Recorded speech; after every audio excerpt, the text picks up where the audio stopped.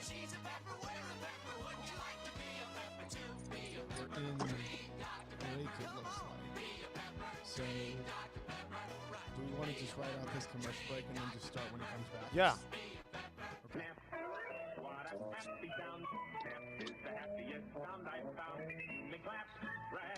All right, so Dave, can you play the intro? Sure. Because that's the one thing I still don't have for some reason. I sent you all the stuff, Matt. But you didn't send me that intro. You sent me the other ones. I asked you if there was anything else you needed to let me know. I said in there, if there's anything else you need, let me know. I thought I did, but I guess I didn't.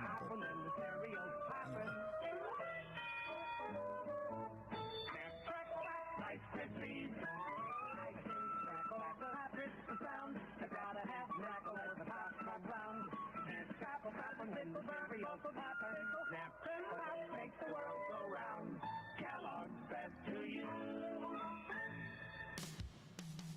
Bud Light presents Matt, how much is left in this break? Men of Genius. We got this one and two more after this. So we got 2 Today we minutes and salute 50 you, seconds. Mr. Tiny Thong Bikini Wearer.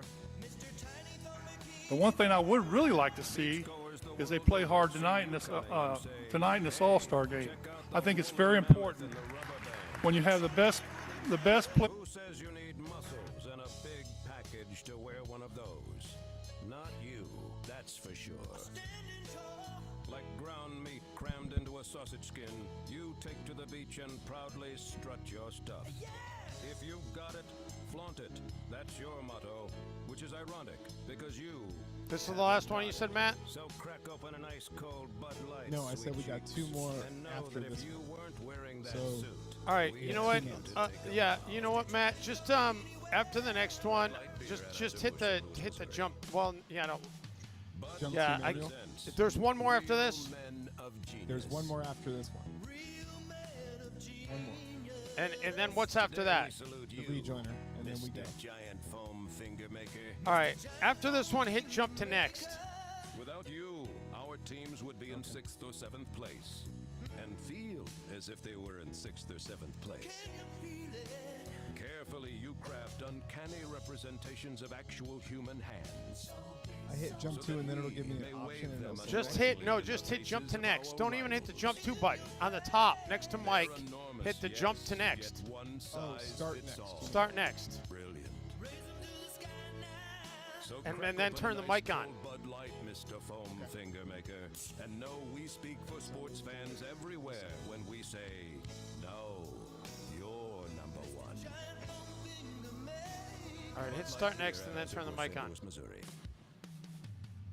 Welcome back to LFG. Let's go on the Tony Bruno Sports Network. Are you ready? Let's do it. Live from the Tickscape Studios. Let's go. The one thing I would really like to see is they play hard tonight in this All-Star game. I think it's very important when you have the best players in the world together. You got to compete, and you got to play hard, and you got to show the fans how good they really are. So I hope you enjoy your weekend. I'm enjoying mine. Have a good All-Star game. That was Larry Bird. Welcome to a delayed edition of LFG here on the Tony Bruno Sports Network. We had a little connectivity issue this morning, but we are on and ready to go and excited to go with a Monday edition as we get it going here on a brand new weekday. Ben's alongside Jim Cozumore. Well, not alongside Jim Cozumore, but virtually alongside Jim Cozumore, who is in Wisconsin. We'll more on that in a second. Matt Fowler is back in his home studio in the wine country area of Northern California. Gentlemen, what a weekend, Coz. I know you are still on your grand university tour through Big Ten country, and you're in Wisconsin today. Yes, we are in beautiful Madison, Wisconsin, enjoying ourselves the best we can on a gorgeous Wisconsin afternoon. We are ready to take a look at the University of Wisconsin-Madison, which is a fabulous school, a really great education. So we're looking forward to it. And that tour is going to start in about an hour and a half. So we are going to enjoy this. Just for the audience, just so you know, good things come to those who wait. So we might have been a little tardy today, but believe me, it's going to be well worth your wait because we got a lot of sweet stuff here on a President's Day. And for you lazy ass slackers who aren't working, I just shake my head. I shake my head at you. I used to be one of those people, Jim. I was a I government know. employee. I love Yep. this stuff. Yeah. Oh God. Yeah. Jim, have you ever had a job where you were off on actual real holidays? No, in fact, we had jobs where if it was a holiday you worked, you specifically knew you were going to work because it's usually a big day in the world of sports. Now, President's Day doesn't kind of work on that same theme, but your 4th of July, your New Year's Eves, your Christmas days usually have some pretty big sporting events, and that means that we got to strap it up and get it going, right, brother? Well, ironically, I don't know. I didn't know this topic would come up, but I'm wearing a Miami Beach sweatshirt for anybody who's watching on the live stream, which, by the way, if you're listening on the Tony Bruno Sports Network app, you can watch the live stream by going to lfgradioshow.com to get the link there to our YouTube channel. We're also on the Facebook page. We have our own Facebook page. We're on Tony's Facebook page. Because when I worked in Miami Beach, the station I worked for there, Whammy 69, we were off holidays and weekends, like all the time. No way. We did not. Okay. We did not do shows holidays or weekends. We did a half-hour sports show. It wasn't a traditional news station. We had a half-hour sports show. It was like a Sportsnet Central type show about South Florida sports, and it was at 10 to 10:30 Monday through Friday. And we also had the over-the-air games for the Marlins and the Heat. So we had maybe like 30 Heat games and maybe 80 or 75 Marlins games. So we would do pre-post for those, but they were never on weekends. We had no weekend games, and we and we never did our show on weekends, and we would be off on holidays. So if I'd been working in Miami today, I would have had the day off. Amazing. That is amazing. That's a great gig because you had 2 teams that you aired their games. So you had content, you had the half-hour show. That sounds like a sweet gig down in South Florida. So, I'll give you big ups for that. By the way, it being President's Day and our current team member slacker, Matt Fowler, just for you, I'm going to be smattering in little bits and pieces of presidential factoids. Does anyone know who the tallest president was? I'm going to go with Abe Lincoln. You go with Honest Abe, are you? I know he was a tall man. He was a tall man, and this does not count the stovepipe hat that he wore, and once had a bullet hole through the stovepipe hat. But he was, in fact, you are correct, Dave Benz, our tallest president at 1.9 meters or 6'4" tall. He was the tallest U.S. president in our time. Honest Abe hitting the gym. I don't know if he was hitting the gym, but he was eating his broccoli. He was eating his veggies. He might have been. Yeah, he was. He might have been the strongest president as well. He was known to be a wrestler, even when he was in the Illinois, was it state Congress? He was a state assemblyman of some type. And he would occasionally, almost regularly, go take the shirt off, and he would just wrestle someone if there was a dispute, and the winner won the dispute, and he was undefeated. He was one of the great wrestling presidents of all. They said country strong. Country strong. I will say the Lincoln movie was one of the rare 3-hour plus movies that I didn't get bored with. I can't watch a movie nowadays. If I won't even go to a movie. If I see it's over, I think 2:30, 2:20, 2:30 is my limit.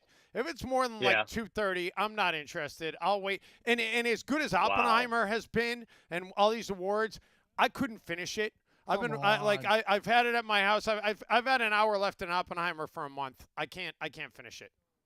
Really? Yeah. Wow. Well, look at that attention span of a flea. Are you been on TikTok too much, my man?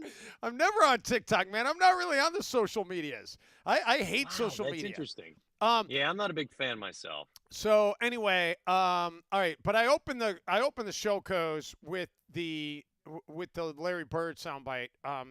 He basically came out and said, "Hey, let's put on a show." And there are some things that going back to the days when we had Jordan and the Bulls and Bird and Magic. That's when the All-Star game was fun, right?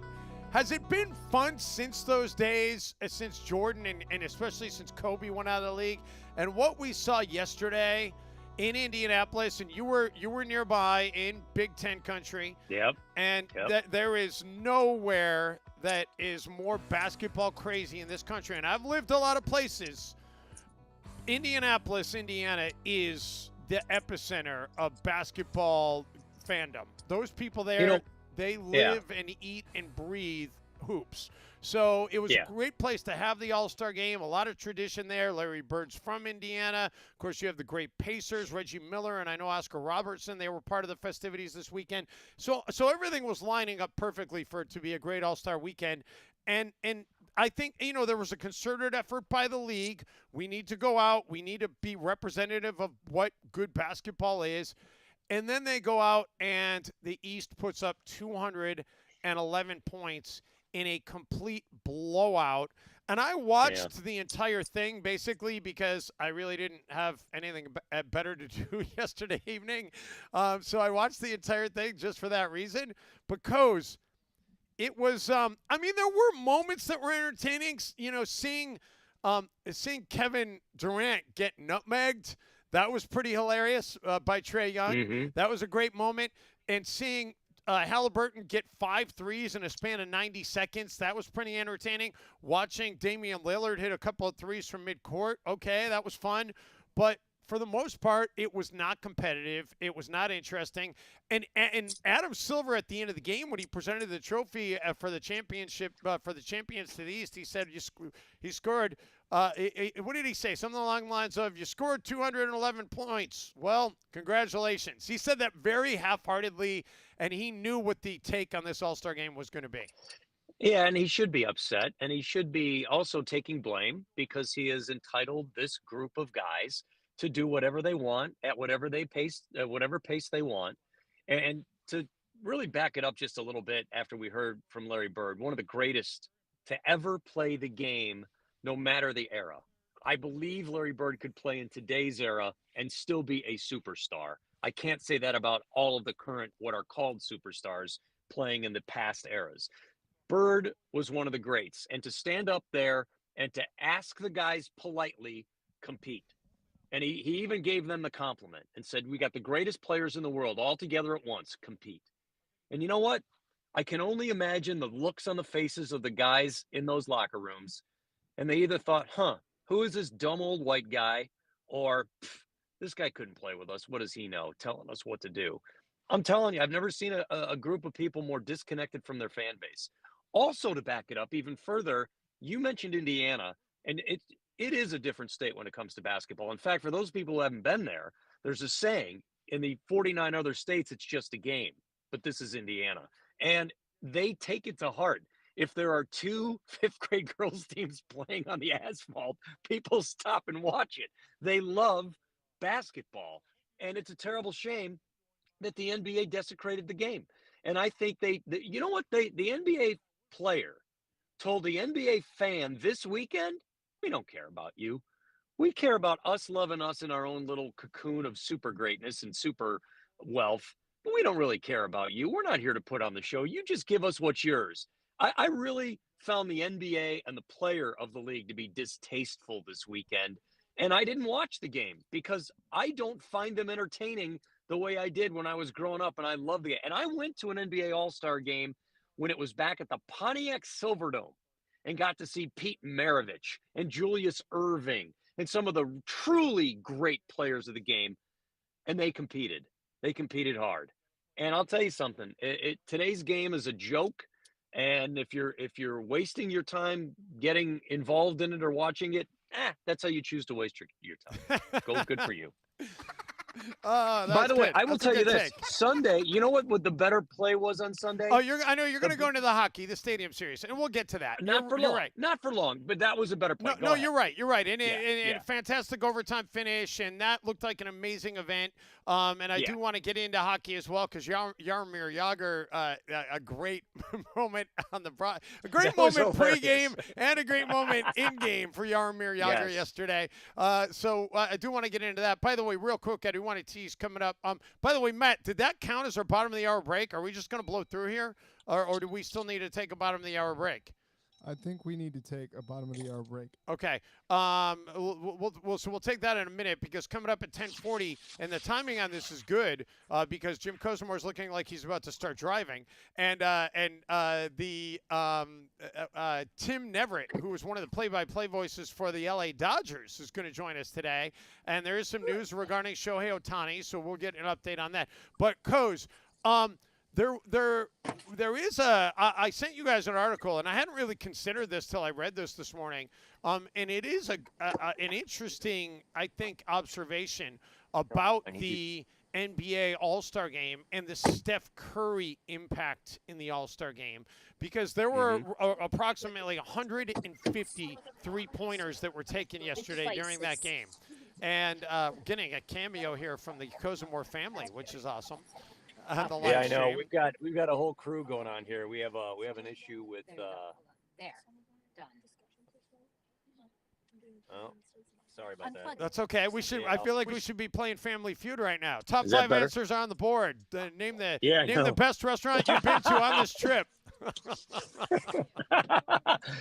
I apologize. I know. I thought we were going to hit that break. I was looking at the clock, and I'm going, oh, this is going to be perfect. They're going to get to the car at the break, and I'm going to be able to make the switch. And then all of a sudden it went haywire. I apologize. Has there been a Country Barrel stop on this trip?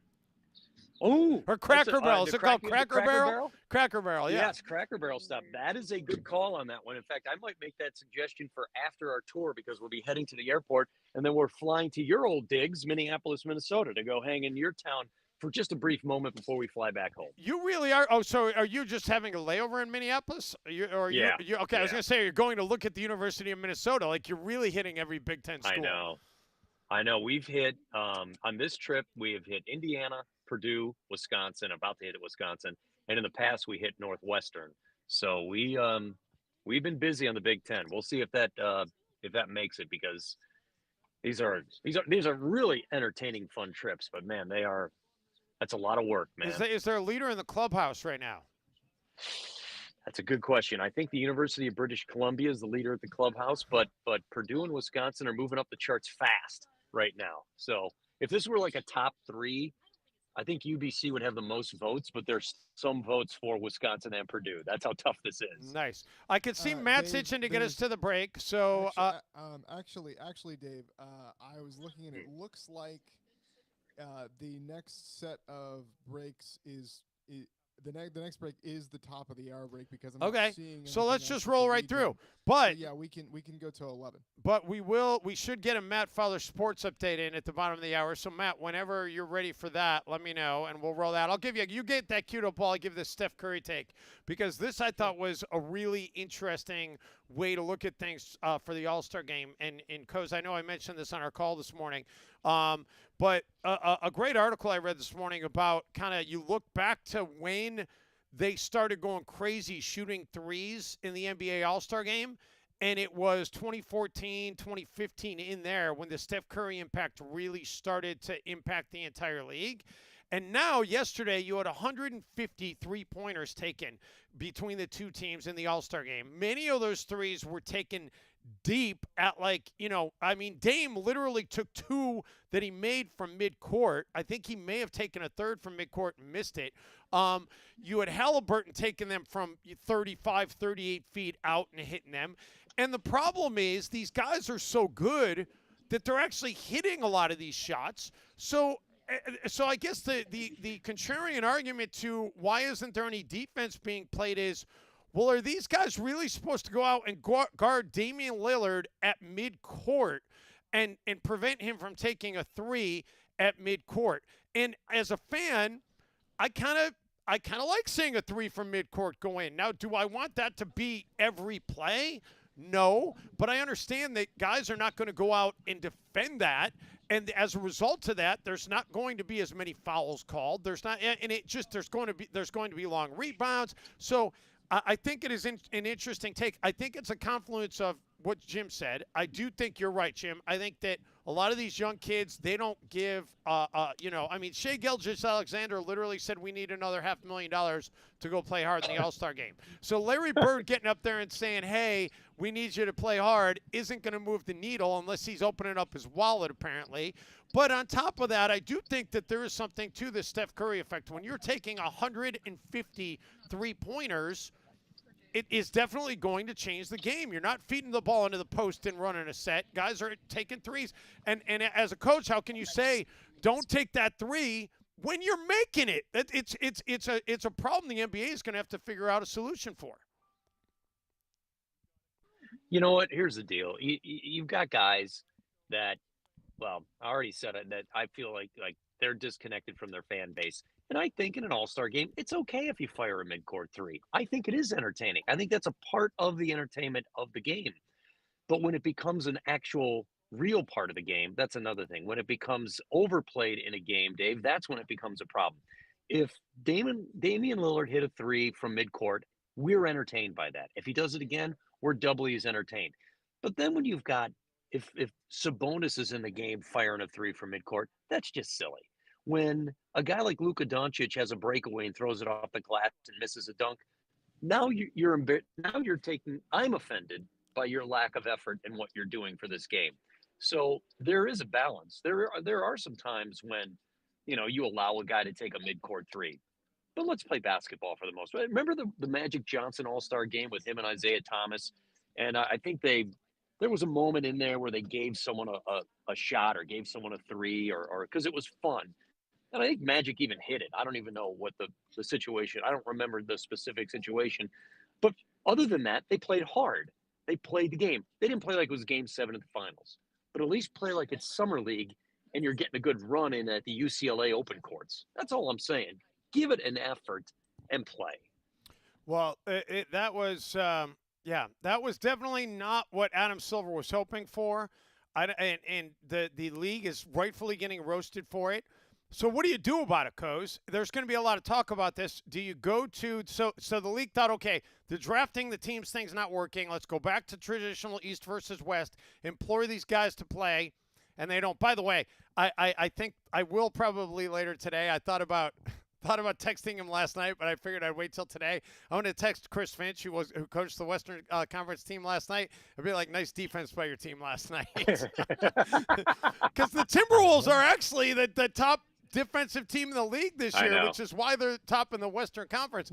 But anyway, what do you do about it, Coz? Do you go to would a World versus USA, if they went to that format, would that move the needle for you? Do you think that would get guys to play hard? I think it's a step. That's the thing. We're not going to find a silver bullet, and everybody wants to change things and make it perfect. Perfect should not be the enemy of perfect, or is it perfect should not be the enemy of good? That's it. Perfect should not be the enemy of good. Let's just get better, first of all right? Because what we've seen over the last years, and yesterday was the final punctuation mark, was it is an embarrassment what they are doing to the game and for the fan. And so with those things said, we've got to come up with better. If part of that is, all right, U.S. against the world, I like that idea. Let's give it a try and see where that goes. And if that, after a couple of years, doesn't seem to fix it at all, I tell you what will fix it. If the world kicks the U.S.'s ass, that'll fix it. If you want to hope for something, go U.S. versus the world and let the world win. Just have the world kick the U.S.'s ass. Well, hey, you know what? Listen, I don't know who would be favored, right? If you broke it down like that, the world team would be pretty good. You'd have Jokic, Jokic representing Serbia. Shai Gilgeous-Alexander is Canadian. Doncic is he Croatian? Doncic obviously would be international. And I think he's Lithuanian. By the way, Jokic. You know who else would be on the international squad? Would be the guy that put up 50 last night. Because Karl Anthony Towns, when it comes to international play, he actually is part of the Dominican Republic team. So, Boom. I he, love that. So he'd be on the international squad. So do you have Towns, Jokic, Shea Wow. Gilgeous-Alexander, and Doncic? And that's just We're off right the with top of big my guys. head. I know. That's a pretty good lineup to be putting out there for a world team. I love that.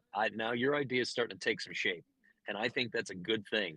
And I wonder if some of those players on the world wouldn't mind sticking it to the U.S. players, because they hear in their country all the time, oh, the U.S. is better, the U.S. is better, the U.S. is better. Now let the world come together against Team USA and see how it works.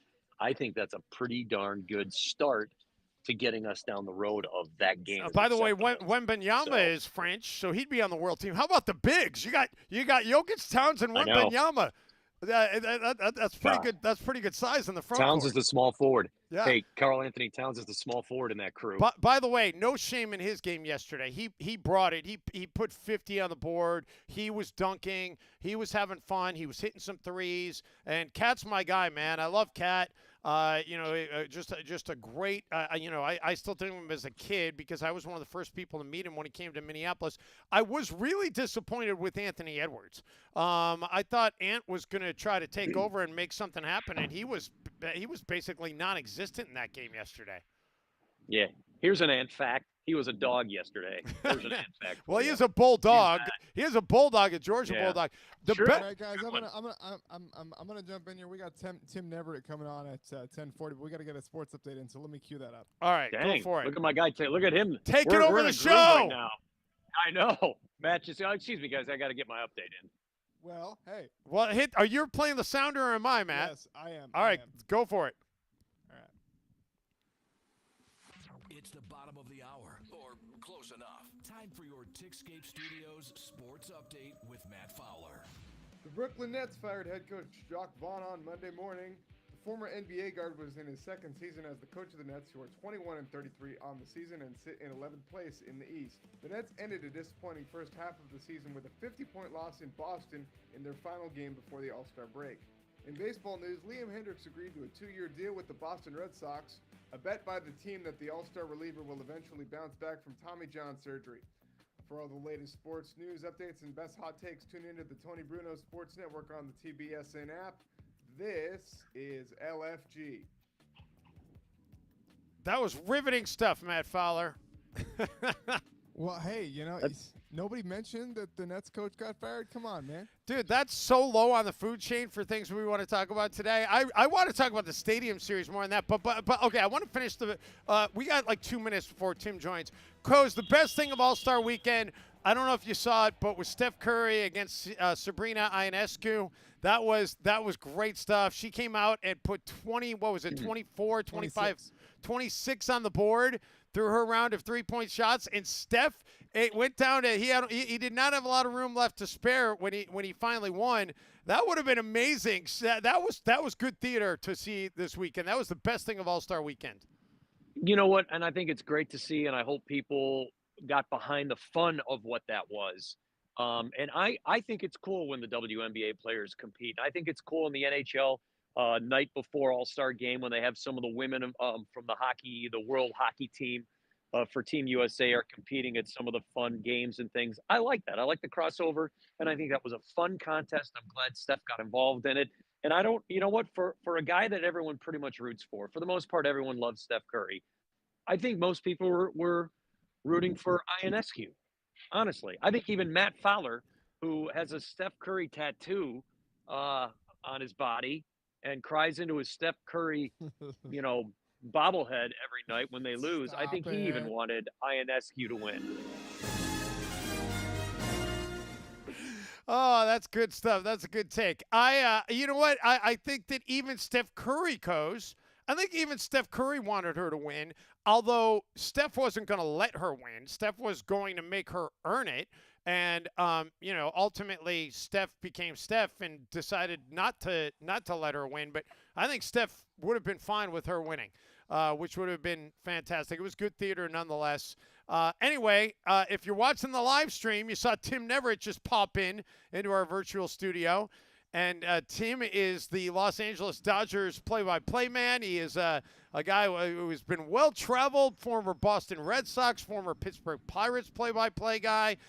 We crossed paths together when we were both in Denver for a long time. We worked at KLZ 560 back in the day, a station that, Tim, I don't know, did they ever actually sell a paid ad during the entire time that you were on the air with that show, with that station? Yeah, we did. We sold a bunch of them, but they were different. They're different in the way that they went about their business, like nothing I've ever seen in radio before. But we tried to convince them to do it other ways, and that's why they were a former sports station. Yeah. But we had, we built up some ratings for them and had some fun along the way. But very different place. That's a whole other story for maybe another time. Yeah, it was a Christian broadcasting chain, and they had a specific agenda for how they took advertising, and it didn't work well with the sports format. Anyway, Tim, good to see you, man. It's You didn't do gentlemen's clubs, is that it, Dave? No gentlemen's clubs, Dave? Is that what part of the deal? Yeah, no alcohol. Listen, I'm sure Tim doesn't want to really waste his time going down this road, but it was interesting. I'll be happy to. We couldn't even do a chicken restaurant where they wear orange shorts. You know what I mean? I mean, we couldn't do anything like that. Yeah, political ads, monster truck rallies, none of it, dude. None of it. Unless they wanted to advertise 12 weeks out. You can't do that. Yeah, it was bad. Anyway, Tim, your team, you're with the LA Dodgers. What year is this for you now with the Dodgers? 6. 6 years, man. Time flies. That is for sure. And talk about you've had a storied life now, man. Pittsburgh Pirates, then the Boston Red Sox, then the LA Dodgers. A couple of the biggest cities on each coast. A couple of the biggest franchises in the history of baseball. Do you ever pinch yourself saying, "Man, I can't believe I've gotten to be the voice of some amazing major league franchises"? Yeah, it's kind of crazy when you think about it, and you never expect to move from one to the other, but things happen, and you get these opportunities presented, and it's just kind of a long story how I ended up on the same coast as you again. But the Dodgers situation, I mean, everybody's expecting them to win now. They expect them to win every year. The fan base is very hungry. They are starving. In a way, but you know what? There's a lot of other teams that haven't won nearly as much as the Dodgers, but the Dodger fans have high expectations. They just have, the bar is way too high, I think, in terms of realistic expectations every single year. But the franchise doesn't think so, and they're going after it again this year, and they brought some interesting names on board. That's for sure. Yeah, they did. When they got those interesting names, Tim, did they send out an email and they say, "Dear Tim Neverett, what is your ring size?" Is that the only question they asked? No, because they know better. I mean, 2 years ago, the Dodgers won 111 games, and everybody's like, well, if they don't win, there ought to be an investigation. And then the Padres end up upsetting the Dodgers in the first round. And so they know, last year, same thing. They get crushed by the Diamondbacks in the first round, and after another 100-win season and winning the division by 16 games. So the playoffs now, I think, are more of a tournament than they ever were. All you got to do is get in, and anything can happen because there's so many more teams in there. And it's not, I don't know. I mean, the Braves found it out too, that they had that long layoff just like the Dodgers did, and it wasn't the best for them either. So I'm sure this playoff format at some point in time is going to get tweaked. It's going to get changed. But right now it is what it is. And the biggest thing to overcome is that 5 to 6 day layoff when the season ends. We're Tim Neverett, play-by-play voice of the LA Dodgers, as we do our spring swing. Tim, we saw it. I mean, I think that what the Dodgers have done even exceeds what the Padres did the previous offseason. But, going into last year, I remember everybody being like, wow, the Padres added all these great players. They're going to be a fantastic team. They never put it together. And I know you've already kind of talked about it a little bit, but just putting all the superstars together doesn't necessarily mean you're going to win. Is that a concern? Well, not yet. No, I mean, I think they're going to have a good season. They ought to. No, but I mean, it comes together in pieces. Like, for example, everybody's excited for Thursday. It's the first game, right? It's against the Padres. in Peoria. And Ohtani's not going to play, right? Everybody's excited that Walker Buehler's come off Tommy John surgery. He's been throwing. He's been having great reports, great bullpen sessions. But they don't know when he's going to start pitching. And chances are he's not going to throw a single pitch in a Cactus League game. So it's not about February. It's not about March. It's about August, September, October. And with signing Kershaw back, I mean, we won't see him till late July at the earliest, right? Probably not see him until sometime in August. But they want to have everything together at the end of the season. This past year, they didn't. The pitching was in bits and pieces, I should say. Kershaw was hurt, and I think that was accentuated by what happened in that first game against the Diamondbacks in the postseason. So you got to have everybody healthy. That's the thing. You can spend all kinds of money on whatever players you want, but they've got to be healthy at the end of the season. Look at the Giants, for example, in 2014, right? 2014, they were the second wild card team. They barely made the postseason. But because they were healthy and because they had Madison Bumgarner in his prime, they went on and won the World Series. They came up through the losers bracket basically and won the World Series. So you got to be healthy at the right time, and that's going to be the key to winning it all. Hey, Tim, for Major League Baseball, part of this is about March, though, and that part is going to be in another country when the Dodgers and the Padres go to Korea to play. And can you help me understand that? Are those going to be considered regular season games? And what does it mean to the Dodgers to go to another country like that and be able to spread their brand on another part of the world? Well, it's big from that end, Jim. I mean, they want to go to Asia, where they are now the number one team. In turn, so you're bigger than the Yomiuri Giants right now, and the Yomiuri Giants are like the New York Yankees when you go to Japanese baseball. I see some of the reports from some of the Japanese reporters, and they send over some of the video for us to see that they're sharing. I mean, basically, just Shohei Ohtani walking from the clubhouse to the field is huge news. I mean, no matter what he does, if he takes off his hat and does this, that's like front page news. And he's been on the front page. He's been on the front page of every single newspaper there several times already. Again, we're not playing in Japan. Yamamoto is going to be a huge story too. Yoshinobu Yamamoto, he's thrown some great bullpens, and everybody's got him, as a great pitcher right now. But yeah, I want to see him face guys in another colored uniform, and I'll see that soon enough.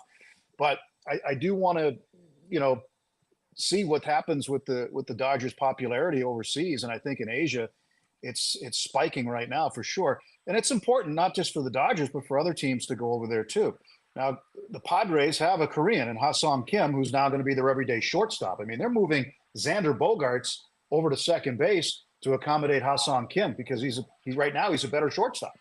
So, but that's going to be a big deal. Those tickets sold out at the Gochuk Dome in Seoul in like minutes. It's a small dome. We all can't fit in the dome, so we're all not going. But it's like 20,000 seats or something like that. But it's going to be wild. But I do think it's important for Major League Baseball to play games overseas, to play those games in London like they do. I'd like to see them played in other areas of the world too, and spread the word of baseball because it is a popular sport. I think it's a sport that should be in the Olympics and stay in the Olympics, not be replaced for breakdancing like they did in Paris. But it's a very popular sport. And there's like for me, I think there's no reason there shouldn't be a regular season series down in the Dominican Republic where baseball is absolute king down there. I don't know if anybody's ever been, but I've been lucky enough to go, and it's just remarkable down there. We've had regular season games in San Juan, Puerto Rico in the past when the Expos were sharing time with San Juan. Remember those days? Those worked out so well, they moved to Washington and became the Nationals. So, I do think it's important to spread the word about baseball internationally, though. Tim, how you talk about the popularity of Shohei internationally, and we've been doing this spring swing and asking everybody who's the most exciting player in the game today, and Shohei is the obvious choice for everybody. How popular is he in L.A.? Is he bigger than LeBron? Is he, where does he fall in the hierarchy of things in L.A.? It's funny. Bill Plaschke, the columnist for the LA Times, just the other day put out a column saying that Shohei's bigger than LeBron.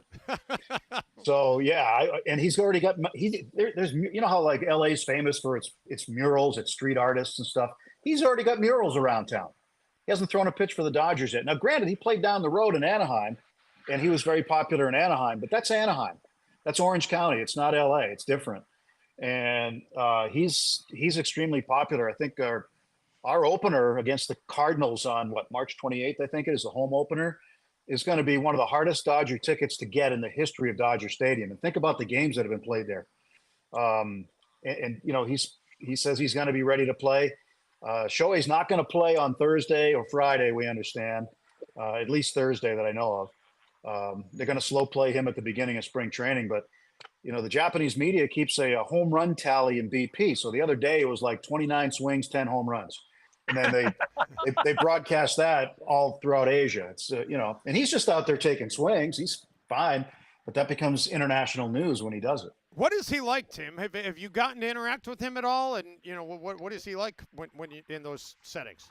Not yet. The only time I've seen him has been in spring training before when we played the Angels, and also when we played the Angels in the Freeway Series and during the regular series. I'm actually not even in Arizona yet. I go tomorrow.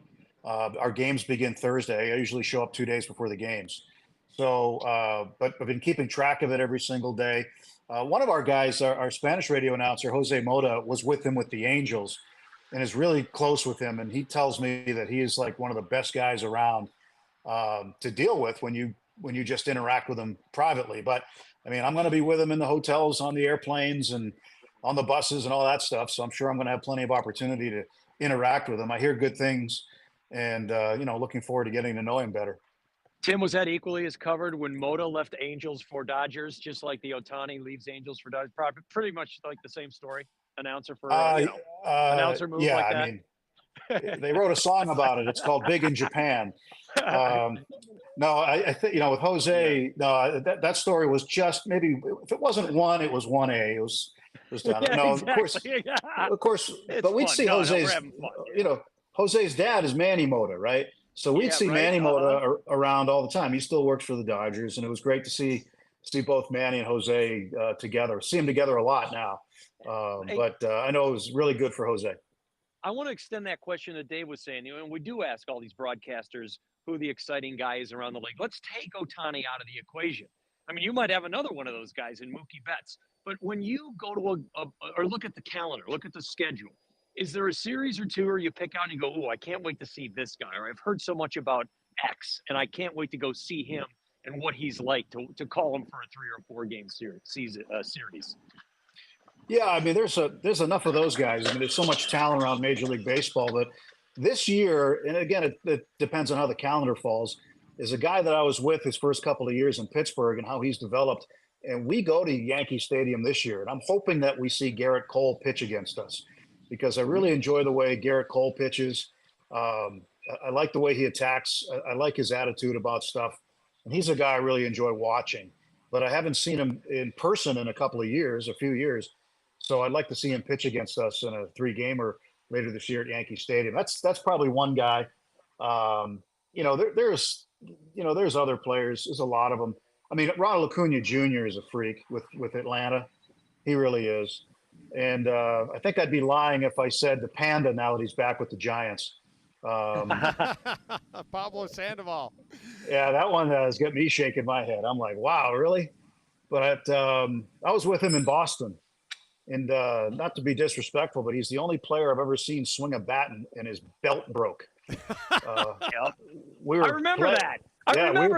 Yeah, we were playing an exhibition against the Blue Jays in Montreal right after spring training. We're at Olympic Stadium in Montreal, and he was batting left-handed. He took a swing, and his belt just snapped. And I said, I've seen a lot of guys swing a bat. I've never seen that before or since. The Panda, yeah. Well, I was shocked when the Red Sox actually signed him. But that's a whole nother story. All right, so Tim, Coz asked you about exciting player. We're asking everybody the same 3 questions, but they seem kind of empty with you, because it's the 3 questions have been what's the number one story for your team going into camp? Obviously, it's Ohtani. And I think the answer to our other question for everybody is your team wins the World Series if fill in the blank. Is it just health, or is it chemistry with these guys also coming together? I think the chemistry is going to take care of itself because they've always done that. They kind of police themselves in that clubhouse, and it's a lot of the same guys. And it's guys who've been there at the highest level. You know, your Mookie Betts, your Freddie Freeman. Let's not forget about Freddie Freeman. He's pretty good too. Yeah, good call. Good point. It's an embarrassment of riches, Tim. An embarrassment. I mean, it looks like you're going to have Mookie Betts, Freddie Freeman, and Shohei Ohtani as your 1, 2, 3 hitters. Then you got Will Smith, who's an all-star catcher batting cleanup. Max Muncy probably hitting fifth. So it's going to be a pretty formidable lineup. But I think that the chemistry takes care of itself. But the way that it works in baseball is chemistry is one thing, health is another, and I think they all have to be healthy, and the pitching's got to be in a place where they can get enough out of their starters, get enough out of the bullpen, and carry it through. That's what's going to win you a World Series is pitching. All right. Tim Neverett from the LA Dodgers. Always good to catch up with you, my friend. And when you get up to the Bay Area for the Giants, I haven't looked at the schedule, but whenever that is, let's definitely get together. All right. Great chatting with you, Cozy. Good to see you. And Dave, take it easy. See you, brother. All right, Tim Neverett, the great Tim Neverett. Check him out with the LA Dodgers this year, and we're up against the top of the hour break. Don't go anywhere. Hour 2 of LFG on this Monday coming your way after this quick timeout. You're listening to LFG with Dave Benz and Jim Cosimo. Sorry, Matt. I knew you wanted to get something in, but Bud Light presents Real What was it, Matt? What did you want to know? Did you want to know what Max Muncy said when he hit the home run off Madison Bumgarner? Is that what your question was? No, what I wanted to know, I had two. Keep me out of the ocean. One was international. What I wanted to know was, for the international one, if we were still on that topic at the time he got to me, was going to be, you know, cricket has always been associated with baseball and you know, kind of loosely. But why isn't baseball more popular internationally? I mean, it is in certain countries, but I think, you know, unless it's Japan.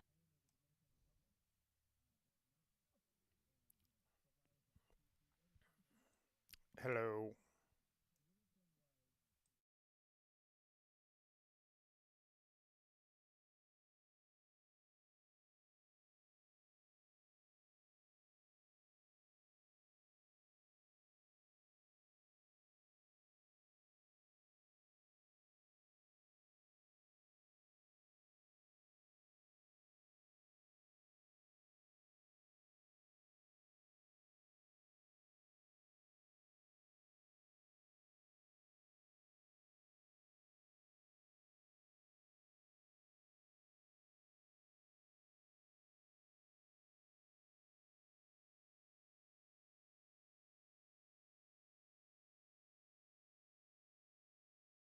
Coz, I'm hearing you, Coz. No, about the international thing with baseball. Part of it is what we consider international.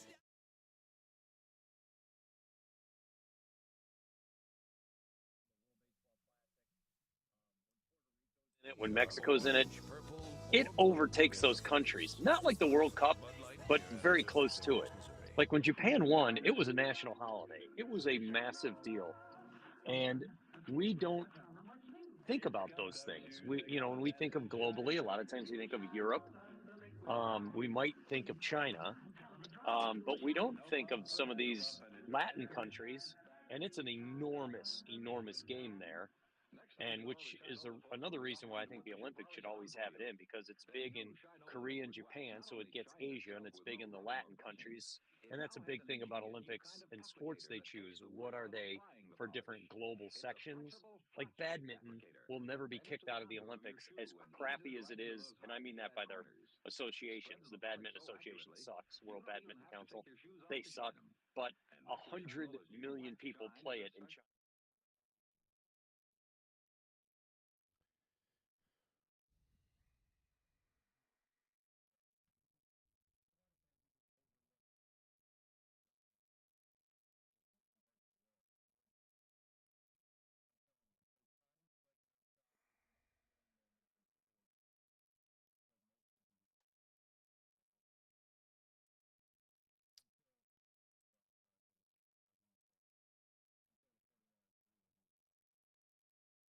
Devils surpassed.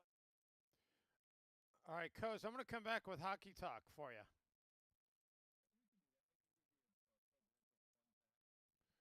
Okay.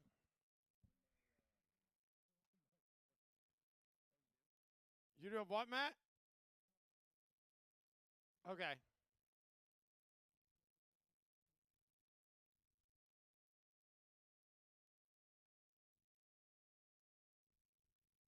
Probably top of the hour is going to run right now out of this, I would guess.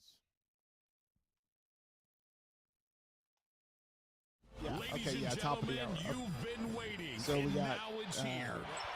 15 seconds. TBSN, the Tony Bruno Sports Network. Make some noise. The Tony Bruno Sports And Network. there's no rejoin. We're just Download coming the back. app. Tell your friends the game is on. 3, 2. TBSN. Are you ready? Let's do it. Live from the Tickscape Studios. Let's f***ing go. Last night, Flyers and Devils surpassed by what these teams have done. Free puck, Panarin! And it's in the net. Will it count? It crossed the line, but the net was off. And the officials are going to talk about it. Rangers come flying off the bench to celebrate. They think they've won, but there has been no definitive signal yet. The play clearly in the call on the... Oh, that was the call from the Rangers overtime win, 10 seconds into overtime in the Stadium Series over the New Jersey Devils over the weekend. And Jim Kozamore, Dave Benz hanging out with you on the Monday edition. Coz, you made mention of it this morning, and then in the first hour of the show, you said the Stadium Series for the NHL was better than anything that happened NBA All-Star Weekend. They sold out MetLife Stadium. Yes. They had 2 games this weekend. They had the Devils and the Rangers, as you heard yesterday, and they had the Flyers and the Islanders playing.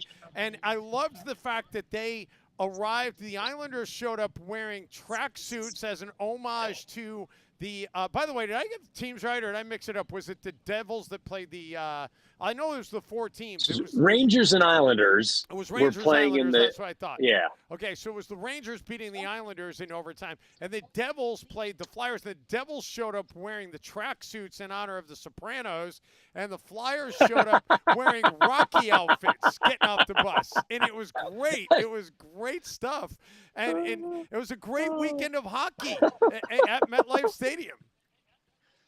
That is super great, and I'm glad the NHL is getting into that, because for people who don't know what the I guess it's the ethos of the NHL, and this has been going on for centuries.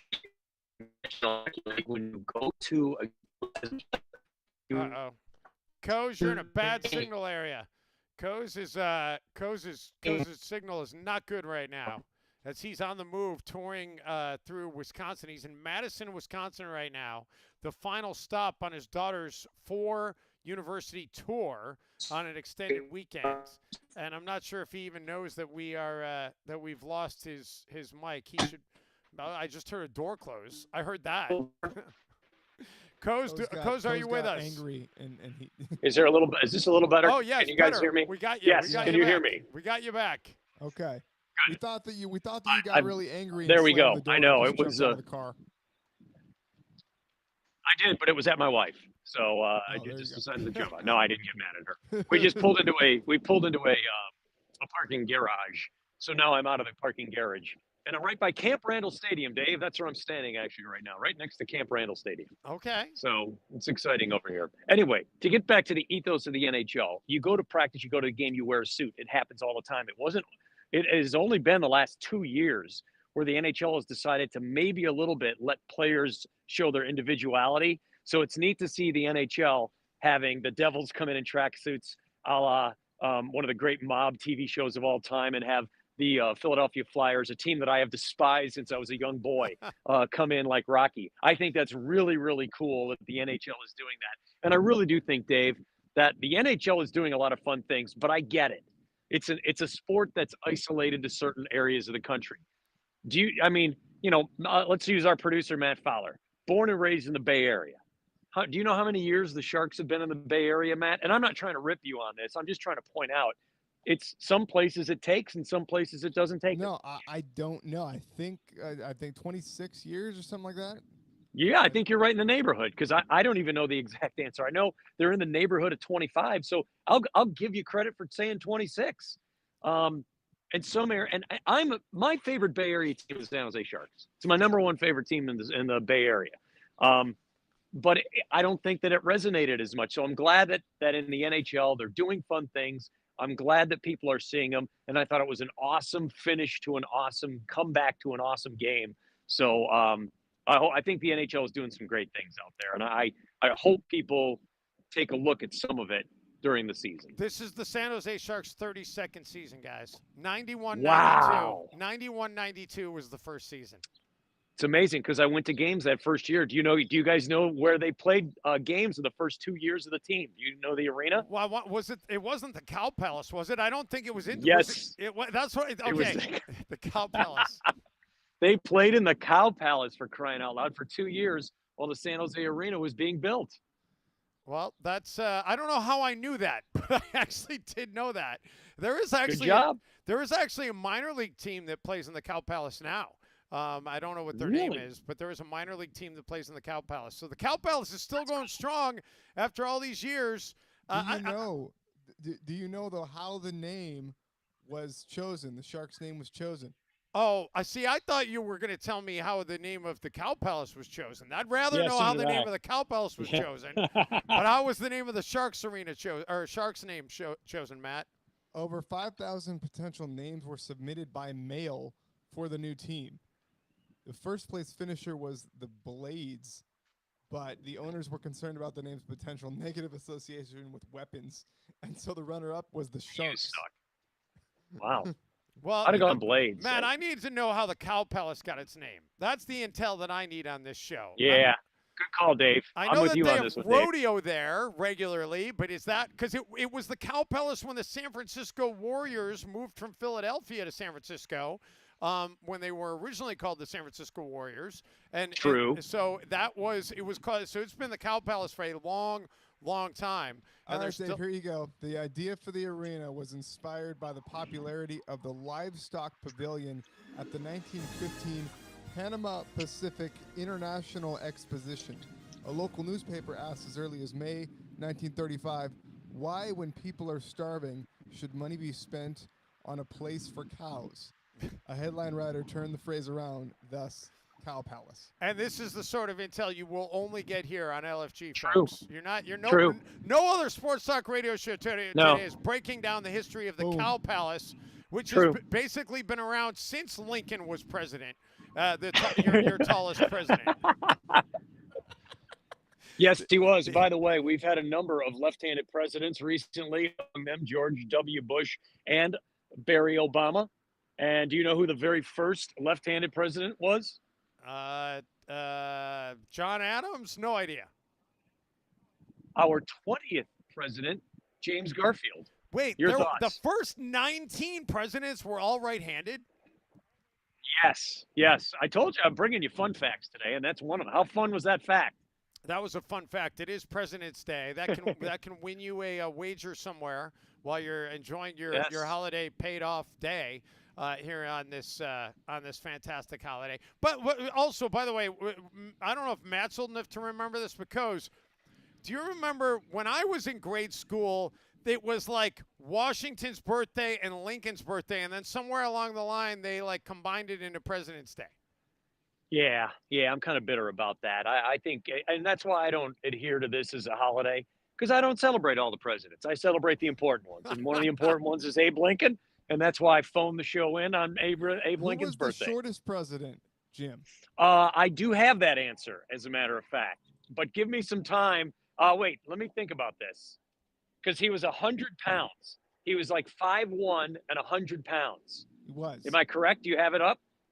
Well, you were not correct on the height. You were correct on the weight. 5'2", 5'1", 5'2"? 5'4". He was 5'4"? Who was it? It was James. He was Madison. James Madison. All right, I got. I just Your thought thoughts. I just thought of a fun thing we could do. I don't know if we want to do this, but I'm just wondering how many presidents we could actually name without looking it up. Nope. Collectively. I'm going to lose that game. No, I meant collectively as a group. Okay. Like if we all win. Should we try Okay. it? How many presidents are there? We're on 45, 46. We're on 46, 46. right? We're Okay. on 46. All right, let's do this quick. Let's do it just for the. I got to get us some kind of game show music here though. Let me see what I can get for game show music pulled up here quick. I think this would be a good bit. So, Coz, we'll just go in order, and if you have to pass, you have to pass. I'll pass a lot. You'll pass a lot. All right. Yeah. All right, Matt Fowler. All right, Coz, you go first. Name any president. George Washington. George Washington is a correct answer. I know. Right. I was going to go with the easy ones. I might as well start with Joe Biden. Let me start with Joe Biden. No, you've already taken George Washington. Are we going in order here, or are we just doing? No, it doesn't matter. We're just trying to get him. Yeah. Yeah. Oh. Okay. So Matt, who do you got? John Tyler. John Tyler. Are you looking these up? No. I think he is. Is John Tyler actually a president? He is, and he fathered 15 He's the guy from children. Aerosmith. All right. He fathered 15 children. I'll take the page from the Coz book. I'm going with Joe Biden. Yeah. Coz? Yeah, good idea. That's a good Easy. call. Stop. That's a good call right there. I'm going to go Sam Adams. Sam Adams? Wait. Sam Adams? Was Sam Adams a president? John Adams was a president. John Adams. Was His buddy- Sam Adams makes a great beer. I don't He know. does. I That's don't what know I've that got. Sam Adams was a president. All right, we're going John Adams. John Adams. All right, Matt. Grover Cleveland. Grover Cleveland. Wasn't he That's a Grover good call. Cleveland Alexander? Or was No, that that was the player? pitcher. That's the pitcher. Yeah, that's the Come pitcher. on, Dave. All right, I'll go with Teddy Roosevelt. That's a good call. That's a good one. Of your Roosevelts, that's my favorite. I'm going to go Adams. How about James Madison? James Madison. Matt? Yep. I'm going to go with my favorite president, JFK. JFK. I'll go with I'll keep it in the Roosevelt family and go with FDR. My least favorite Roosevelt president, by the way. I'm going to go William Henry Harrison. Henry Harrison. Okay. William Harrison, I suppose. All right, Matt. Okay, I'm going to go with Tricky Nixon. How's that? Oh, good one. Okay, Nixon. That's a good one. All right, I'll go with Barack Obama. Too easy. Way too easy. I'm going to go the little remembered University of Michigan football player Gerald Ford. Gerald Ford. Okay. Matt? I'm going to go with the maestro on the saxophone, Mr. Bill Clinton. Bill Clinton? That's a good point, by the way. That turned that election around. Him showing up on Arsenio It did. playing the saxophone completely changed the presidency. I actually voted he for. was out of it. I actually voted for Ross Perot. I'm embarrassed to admit, but yes. Don't be embarrassed. I think I did as well. Don't Yeah. be embarrassed. I think he was ahead of his time. I think that was the first election I actually was legally able to vote in. I voted for Ross Yeah. Perot. Yeah. My favorite president growing up, even though he in looking back on it, maybe he didn't do things so great, but as a kid, I loved Ronald Reagan, man. I thought Ronald Reagan God. Ruled with an even-handed but also very firm fist. I think he's one of the greatest presidents that we've ever had in our lifetime, maybe the greatest in our lifetime. Because I wasn't born for Kennedy. I just missed it by 2 weeks. I'm sorry, I missed it by 6 weeks. I am going to go with. Let me get a. I don't want to do. I need to buy time. I'm going to go Abe Lincoln. Abe Lincoln. All right.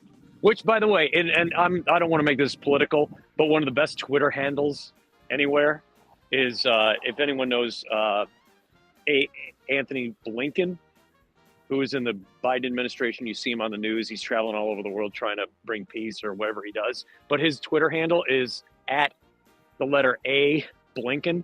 So it sounds like you're saying Abe Lincoln. It's pretty funny. If you ask me, and I don't want you to say good or bad on politics. I'm just saying I think it's a funny Twitter handle. All right, there you go. Good Twitter handle. Matt, we've got 16 out of 45, so still a lot of options out there. I'm going to On that. I'm going to go with George Bush #1. George Bush #1. All right, I'll go with George Bush number 2. Good. I'll go with Trump. Somebody had to do it. Okay. I don't have a problem with it. Matt, you're up next. I'm gonna go with Jimmy Carter.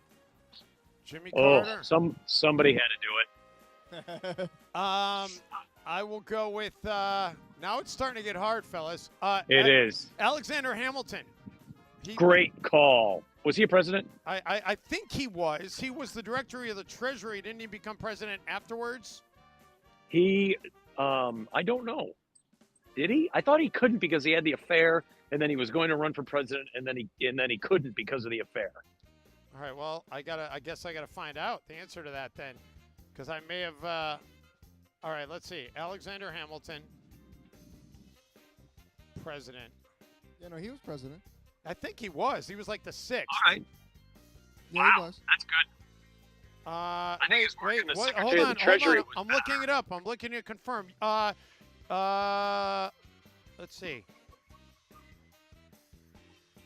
I don't know if he was president. I don't think he was. I think that's a fail on my end. I don't think he was president. He was Secretary of the Treasury, Secretary of the Treasury under both. Well, there's another president I'm going to give away, but under Washington as well as the second Use that president. one then. So I'll Use go- that one. Use that as your guess. So John Adams. Okay, John Adams. All right, not Sam, but John Adams. You said John Adams already, though. Yeah, kind of. You gave me John Adams. You on said the same John Adams. guess. I'm trying to think. Who was it that? Why can't I think of who was it that took over after JFK got assassinated? I should know That's this. gonna be my next one. Oh, I should know this. I can't believe I don't I've got know it. I've got it right here. All right, Coach. You guys know the story behind this? No. You do know this. You know who it is. I do know the story behind it. Yes. You know the story? Well, I know a lot of stories. He was an about evil it. son of a bitch, wasn't he? was. He was an evil son of a bitch. He was no. But the Kennedys mocked him. The Kennedys mocked him incessantly. Yeah. Well, it's That's a good story. So who is it? It's killing me. Come on, man. LBJ. Oh yeah. LBJ. Okay. LBJ. Yep. All right. From JFK to LBJ. Yeah, there was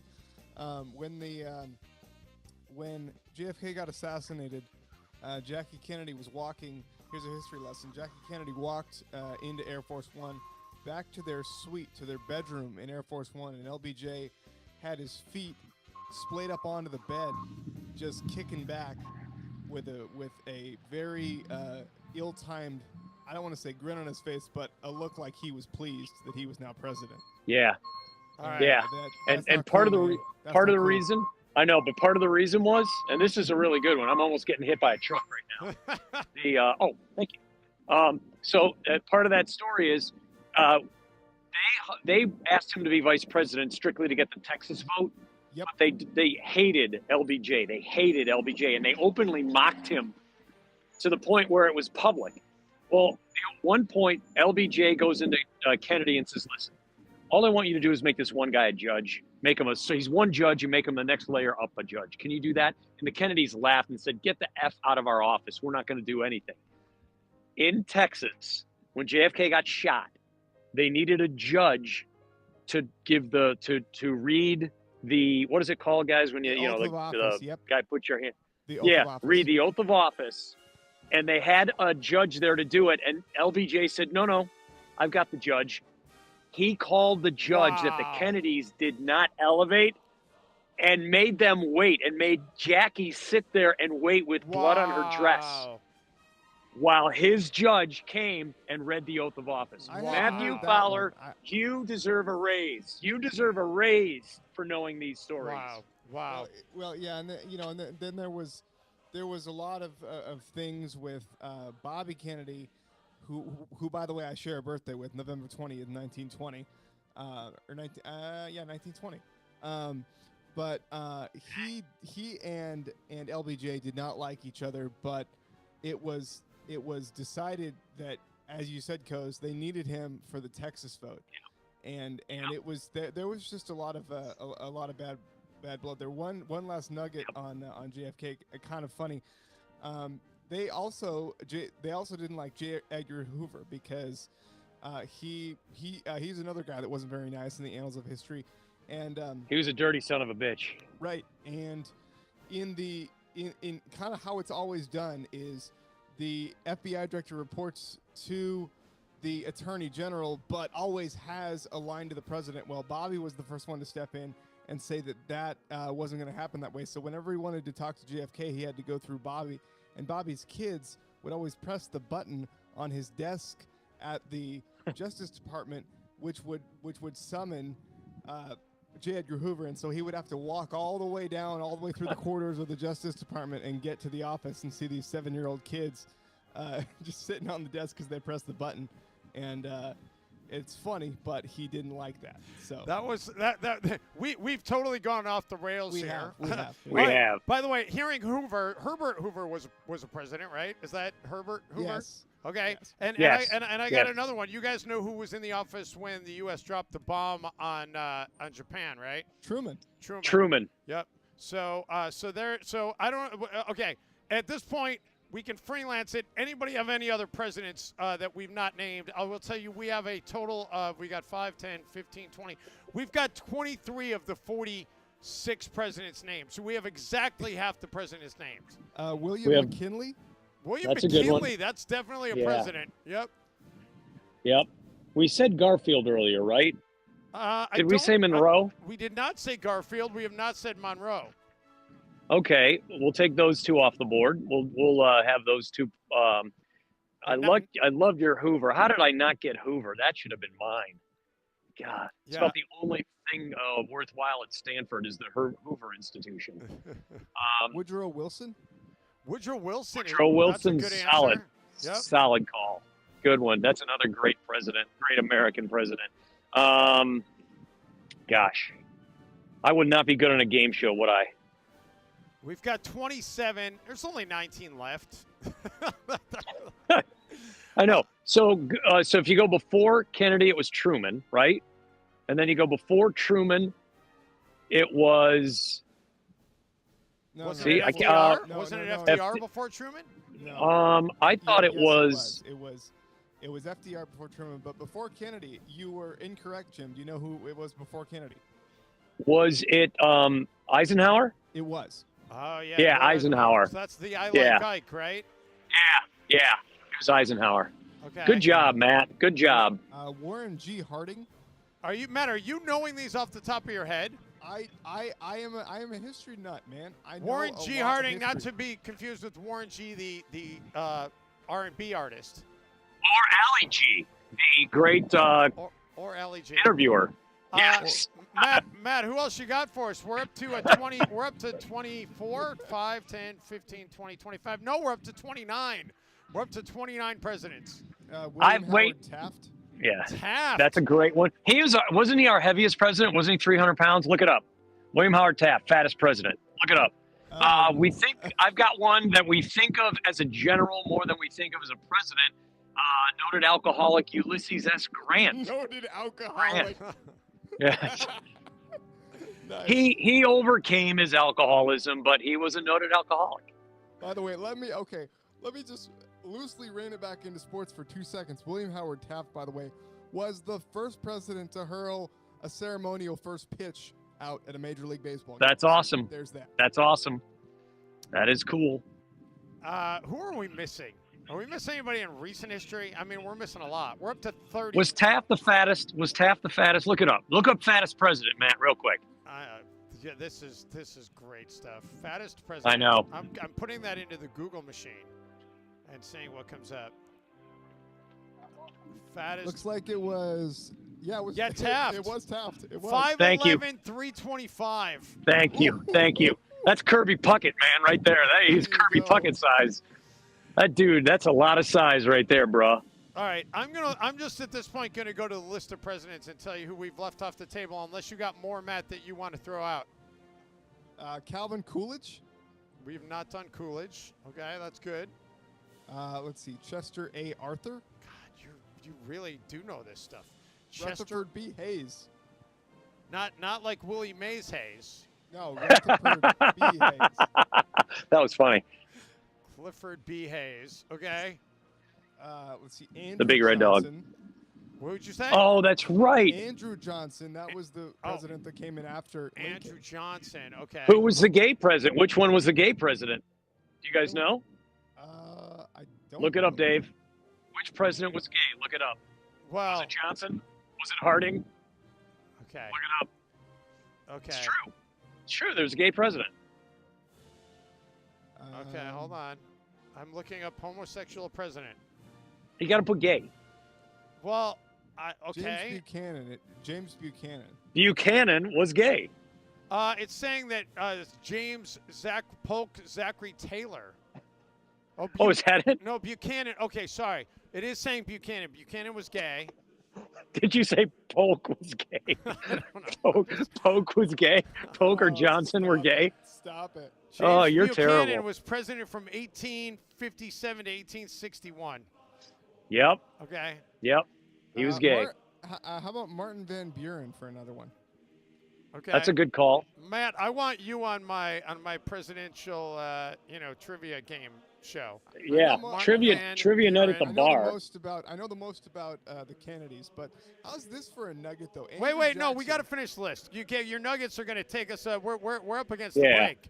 All right, Did you hold get on. Millard? We got Did 10, you get Millard 20, Fillmore? 30, 35. We've got 37 out of 45, guys. Did you get Millard Fillmore? No, Fillmore. So now we've got 38. 38 Zachary out of 45. Taylor. What, Matt? Zachary Taylor. I think I just said his name, but yeah, okay. Okay. So we're up to 39. Franklin Pierce. Franklin Pierce, we've not said. We've got 40. We need 6 more presidents. Did we say Thomas Jefferson yet? No. We did not say Thomas Jefferson. How do you not say the guy? Oh man, that is just. Come on. I know that's number 3, right? He's number 3. He's the Babe Ruth. Jefferson Memorial, by the way, an underrated memorial on the tidal basin there in D.C. That's where the cherry blossoms are. James Monroe. DC. Did we say James Seriously? Monroe? James Monroe. Did we say James Monroe? See, now the list is getting long. Monroe Doctrine. Yeah, I did say Monroe, I think.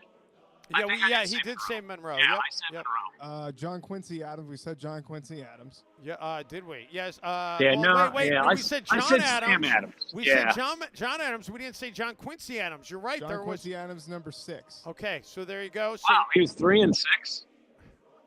No, John Adams was different than John Quincy Adams. John Quincy, I believe, was John Adams' son. No, is that correct? Yes. Yeah. Wow, beating the Bush conglomerate.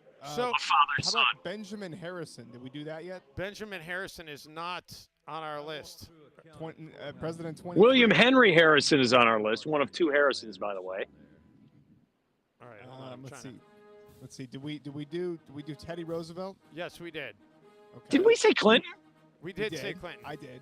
Okay, I didn't. That somehow it skipped over us. Let's see. By us, I mean me. All right, we've got 3 left here. Matt, keep going. I'm going to look up the list now. Gerald Ford. Did we do Gerald Ford? I got Gerald Ford. Yeah, we Who did. was one of the Harrisons was the shortest living president. I mean, shortest term president. It was like 1 month before he got killed or came down with something. One of those Harrisons. Okay. We did Taft. James Garfield. We didn't do James Garfield.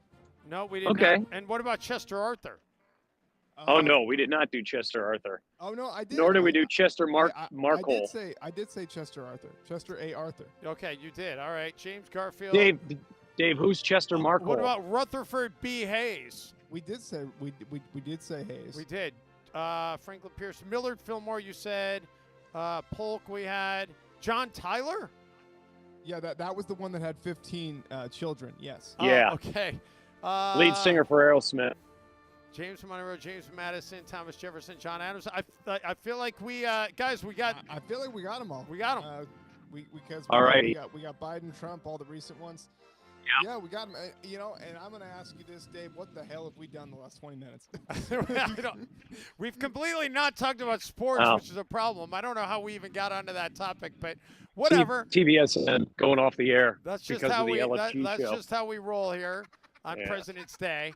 All right, we need a break. We've got Coz. Are you? Let's hit the break. Coz, are you able to come back on the backside, or are you done for the day?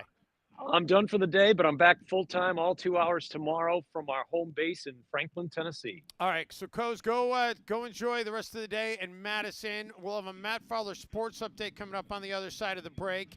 And then we're going to, Matt, we're going to have a sandwich scoreboard update because we had some big movement on the sandwich scoreboard situation based upon the things that happened on Friday and Saturday. So we'll talk about that. Tony, I believe, should be joining us for a crossover at the top of the hour. So we'll find out then what Tony thinks of our 20-minute presidential detour. Right. And we didn't even get to talk about the dynasty. Coz, we'll save that for tomorrow. The dynasty talk. Okay. So your homework is to watch episodes 1 and 2 tonight. Done. Okay. Consider it done. You'll enjoy it. All right, that's all ahead as we hit the break. Back with more LFG after this quick timeout. You're listening to LFG with Dave Benz and Jim Cosimo on the Tony Bruno Sports Network. Bud Light presents. Matt, if you're in the screen caller, log out of it. Genius. Okay. Real man of genius. Today we salute you, Mr. In the Car Nose Picker. Mr. In the Car Nose Picker. All right, I'm out of For it. you, the That was daily fun, man. commute isn't simply No, a it's good. drive to the I office. don't have it's a hands-on I didn't tape exploration a deep second into sports your update, and schnoz. the stories I got were just kind of blah. With pinpoint accuracy and I do sheer have, determination. do you wanna do a you live dig one? for boogers like Yeah, we'll do miners just dig watch for some fun with gold. just one story. I got Trout saying he has And no desire why to be do you traded. do it? 'Cause the I mean, that's windows literally are up probably and like You have what? We can't see. Trout saying he doesn't want to be traded. We can't. That's basically okay. like, yeah, it's All right, let's go with that. An ice cold Bud You're Light gonna roll. on a You're gonna roll the napper mute of the nose nugget. the bed, right? We'd like to shake your hand, but you'll have to wash it first. Bud Light Beer, Anheuser-Busch, St. Louis, Missouri.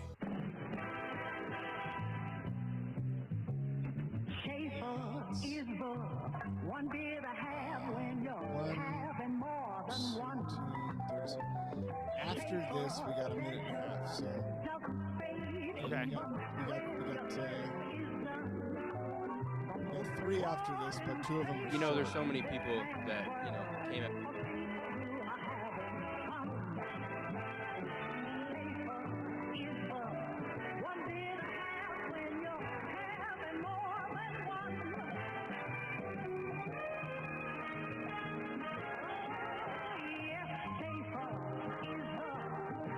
Sandwich Scoreboard Update.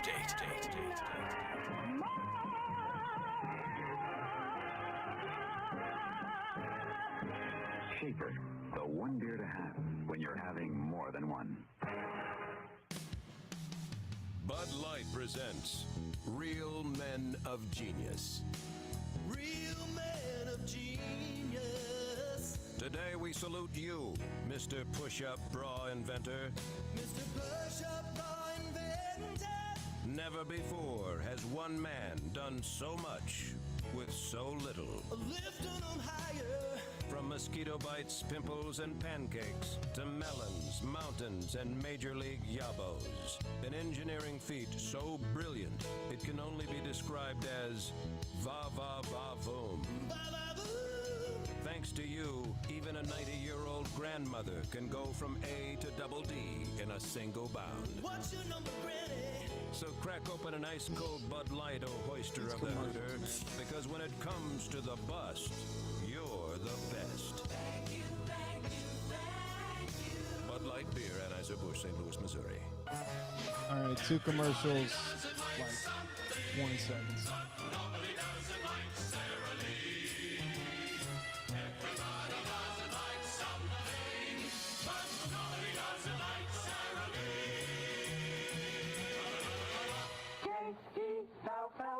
Oh, the big red letters stand for the Jell-O family. Oh, the big red letters stand for the Jell-O family. That's Jell-O, yum yum yum. Jell-O pudding, yum yum yum. Jell-O tapioca pudding, yes sirree. Welcome back to LFG. Let's go on the Tony Bruno Sports Network. It's the bottom of the hour, or close enough. Time for your Tickscape Studios Sports Update with Matt Fowler. LA Angels star Mike Trout says he has no desire to be traded now that he encouraged Angels owner Art Moreno to sign at least one of the remaining high-profile free agents to help replace Shohei Ohtani. For all your updates and the best hot takes, tune in to the Tony Bruno Sports Network on the TBSN app. This is LFG, and Dave, sometimes that's the riveting news that we get. There's nothing wrong with that news. How about this news, though? How about let's hear from your guy Mac McClung, who ousted you out of some sandwiches over the weekend. Mac McClung winning the All-Star Game slam dunk competition. Yeah, I got beef with that guy, speaking of sandwiches. Over the weekend. Second straight year that he's won it.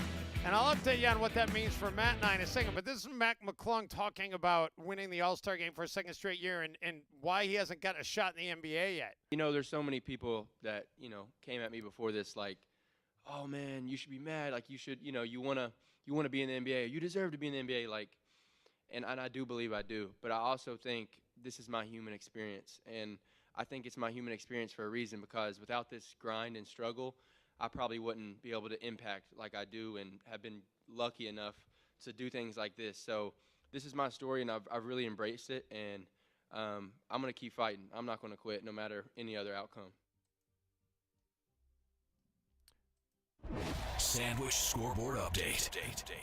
And I roll the Sandwich Scoreboard Update out of Mac McClung sound, Matt Fowler, because on Friday we played You didn't even watch. Being Matt's Boogie.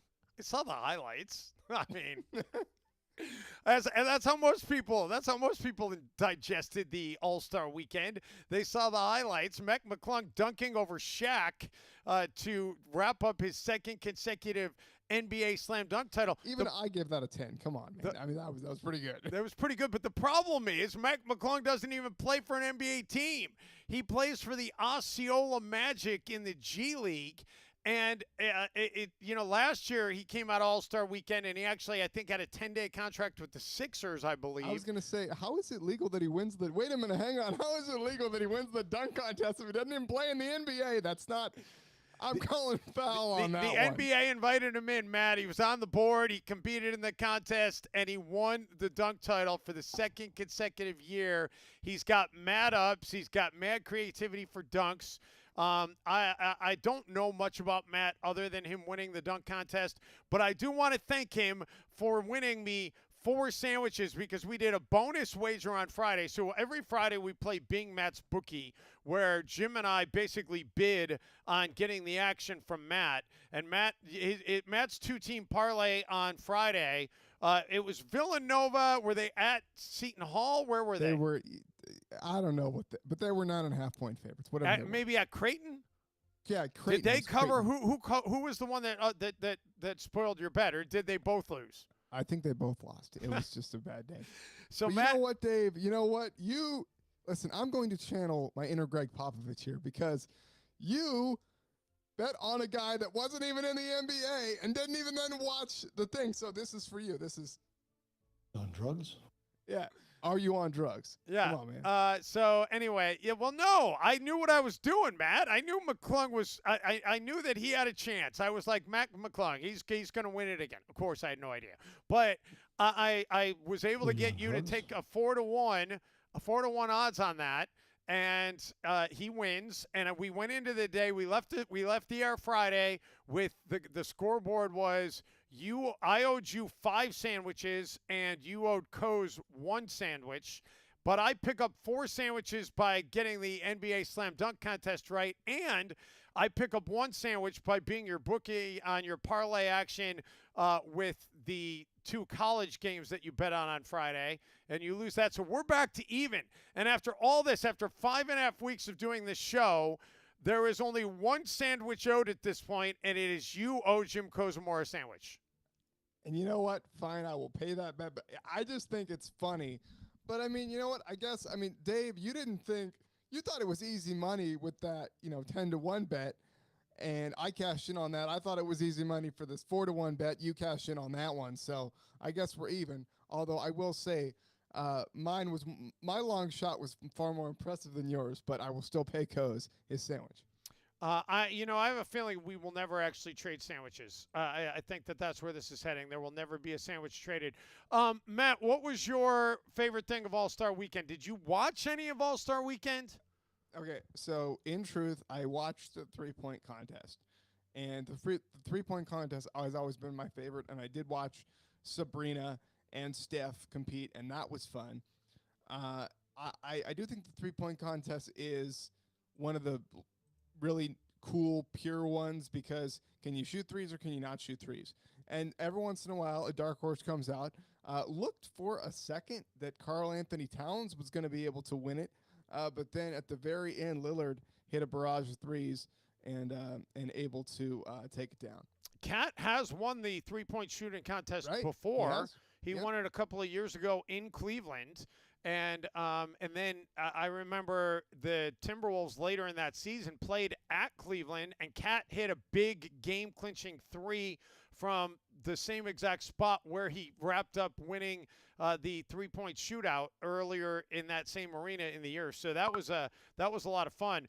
But yeah, I think that the three-point shootout probably the best part of the weekend. The skills competition doesn't move the needle really for me.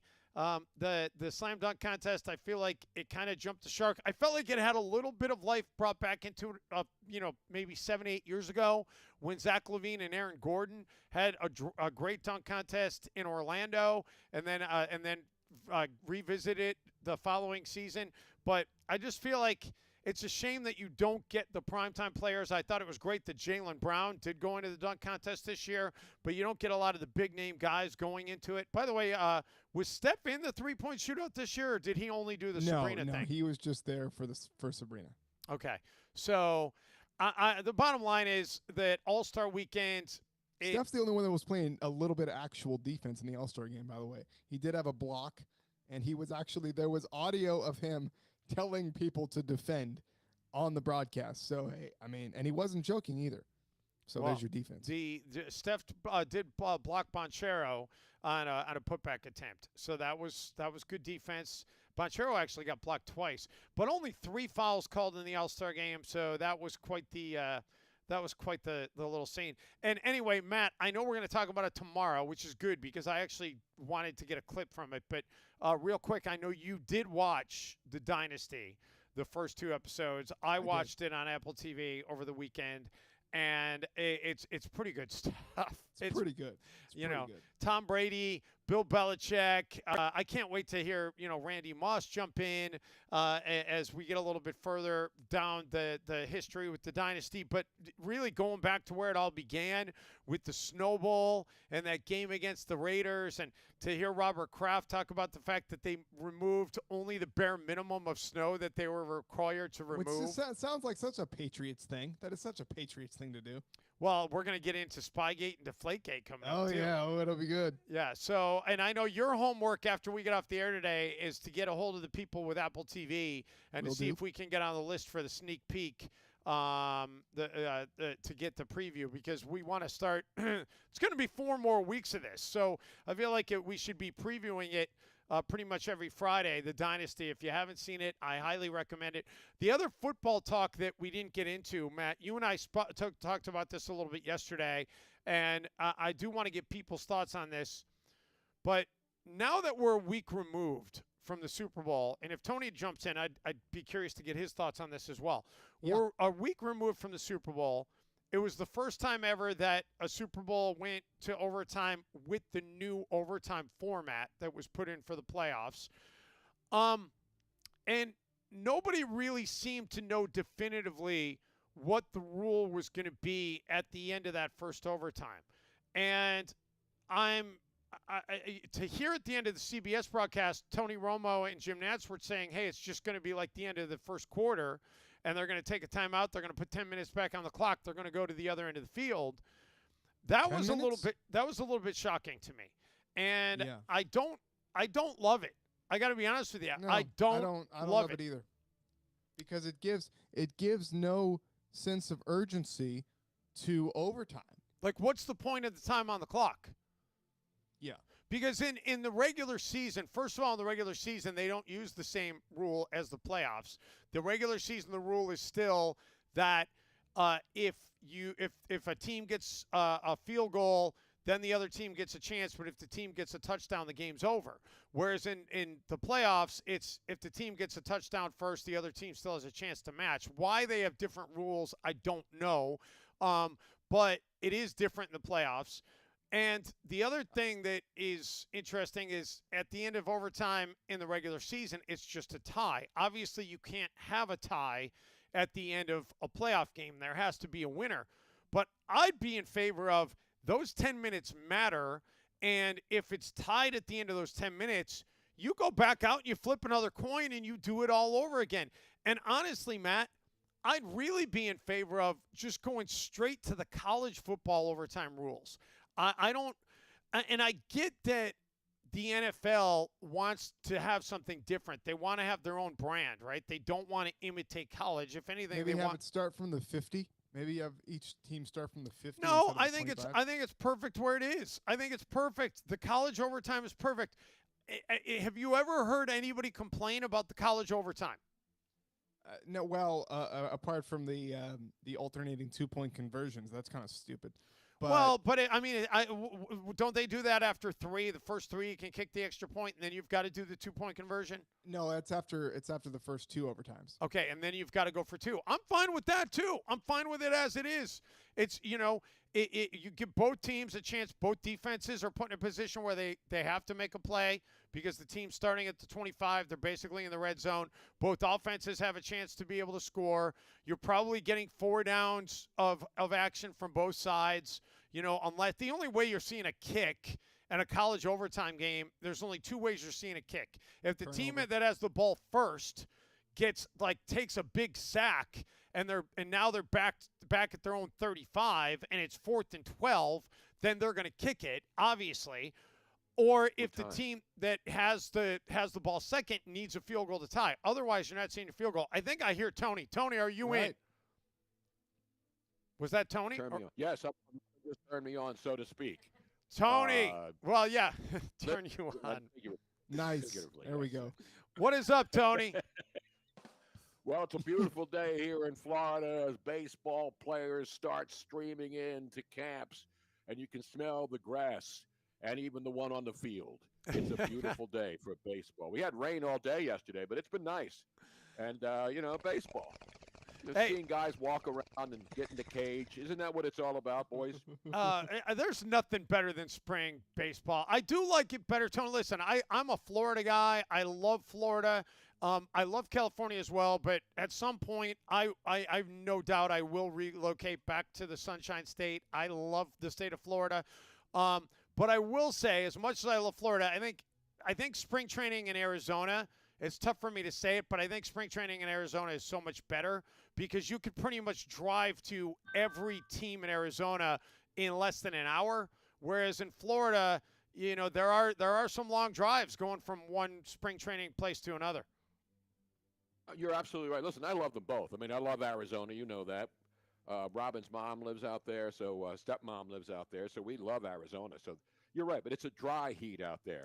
And here it's still a dry heat until we get into April when you come down for the big pickleball championships. It's going to be hot and humid. No, it'll still be decent. When do those happen? In March or April? April, yeah, it'll be hot. It's right when it starts to get hot. Those are some hot days down there in Naples. But hey, I love the heat. I got no problem with the heat. I'll take it 24/7. I don't know, Tony, if you heard earlier, we had Tim Neverett on, who's one of the play-by-play voices for the Dodgers, talking about Shohei Ohtani. How much does he move the needle for you, Tony? Are you excited to see what that's going to look like for him in a Dodger uniform? Oh, absolutely. Yeah, absolutely. Who isn't? And now I see he's not going to play in the first game. We saw him in the cage last week, swinging. But now I just read that he's not going to play in their first preseason game on Thursday of this week. But I don't think anybody's going to be angry about that. I mean, the Dodgers were down here in Vero Beach forever, and now they're out in Arizona. So a lot of the people on the West Coast will get to see him. But, I loved Vero Beach and Tommy Lasorda and the Dodgers when they were all down here. But you should have West Coast teams on the West Coast and the Florida teams. But the amazing thing, guys, is, watching ESPN last night after the NBA fiasco, all the college baseball teams are already playing. I mean, they're playing college baseball everywhere. A lot of cold weather cities, but they're not playing them in the cold weather cities. They're going out to California and Florida and other places to start it off. Well, at least the college baseball people have it right. I still don't understand. I know the Minnesota Twins, we had Corey Provis on Friday. The Twins are opening their season at home in an outdoor venue. I never understand, why does Major League Baseball insist on, if you're a cold weather city, the first week of the season, if you don't have a dome, you should be on the road. I don't understand why baseball always wants to be I don't know if they feel like it's equal time or what, but I can tell you as a fan, I'm not, if I'm in Minnesota, I'm not excited about going to a March game at Target Field. Well, the interesting thing, Dave, down here in Minnesota Twins train, and when they leave here to go back north, it's going to be cold. So it's players playing in sun here in Florida. And again, it's not 80 or 90, but, temperatures in the 70s. It's really nice to go out and watch baseball. But I don't know why they built the football stadium with a dome, but then the baseball stadium where they play more games and do it the entire spring and summer, and they didn't put a dome on that thing. That Actually, I do have the answer to that, Tony. I do have the answer to that. What's the answer? The answer to that is because where they put Target Field, the blueprint or the footprint, I should say, of the space that they had, they did not have enough space to be able to build a retractable roof because it would have required geographically more space to be able to do it.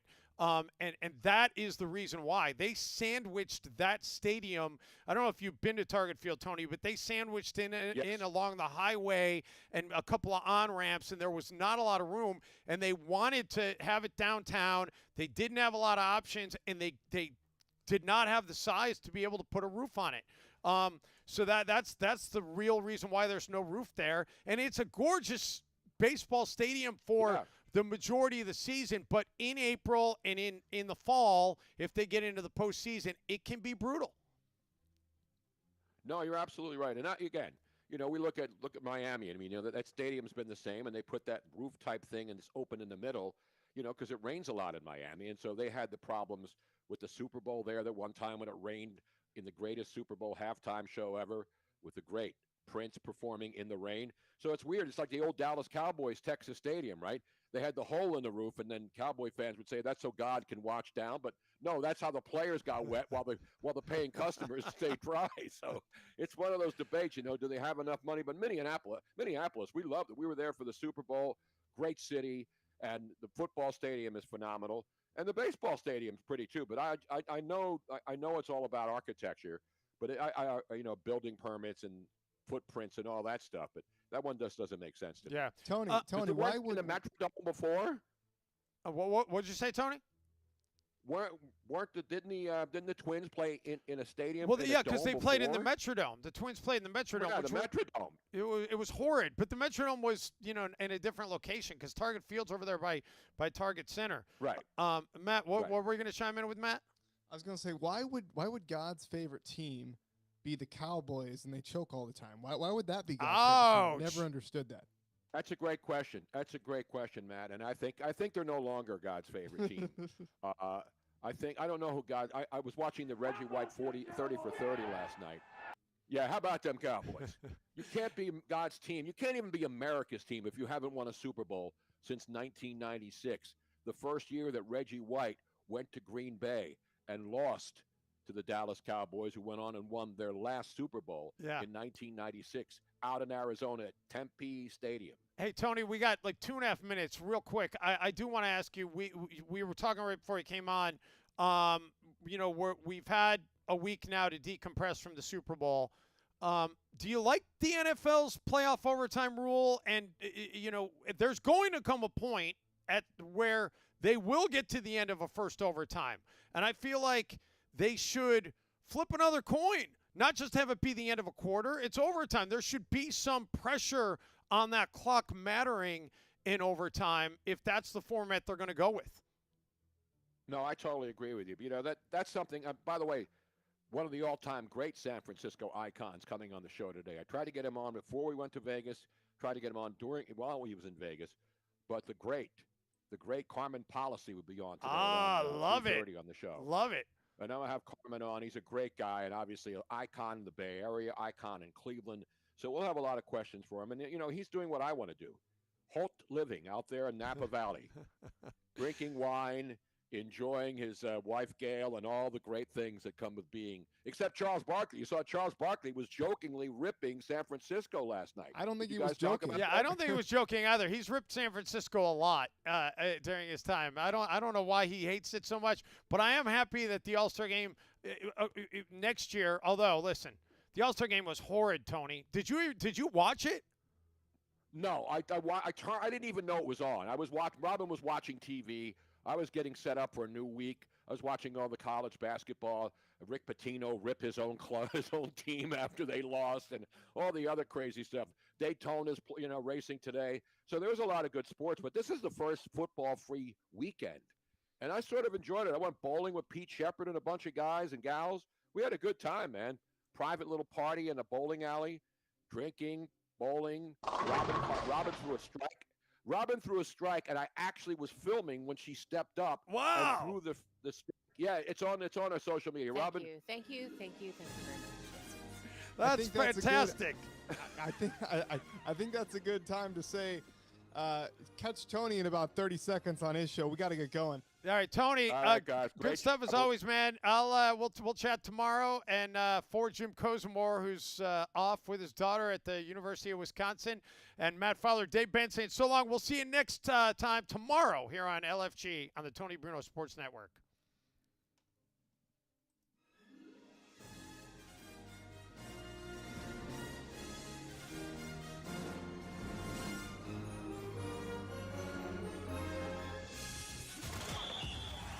You're listening to Tony Bruno Sports Network. All right, good stuff, guys. Talk to y'all later. All right. Tony didn't invent sports radio. He perfected it.